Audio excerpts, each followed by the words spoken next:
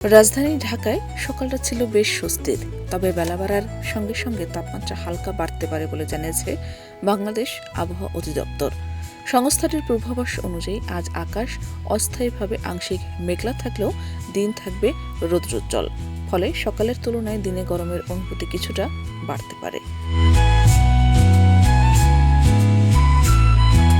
25 ফেব্রুয়ারি আবহাওয়ার পূর্বাভাসে বলা হয়েছে, দুপুর পর্যন্ত আকাশ অস্থায়ীভাবে আংশিক মেঘলা থাকতে পারে, তবে আবহাওয়া প্রধানত শুষ্ক থাকার সম্ভাবনা রয়েছে।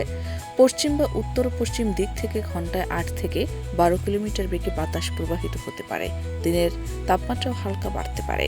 আবহাওয়ার পূর্বাভাসের তথ্য অনুযায়ী ঢাকায় আজকের সর্বনিম্ন তাপমাত্রা রেকর্ড করা হয়েছে 19.6 ডিগ্রি সেলসিয়াস। একই সময়ে বাতাসের আর্দ্রতা ছিল 75%। এছাড়া আজ সূর্যাস্ত হবে সন্ধ্যা 5:59। আগামীকাল সূর্যোদয় হবে ভোর 6:24। গত 24 ঘন্টায় কোনো বৃষ্টিপাত রেকর্ড করা হয়নি বলেও জানিয়েছে সংস্থাটি।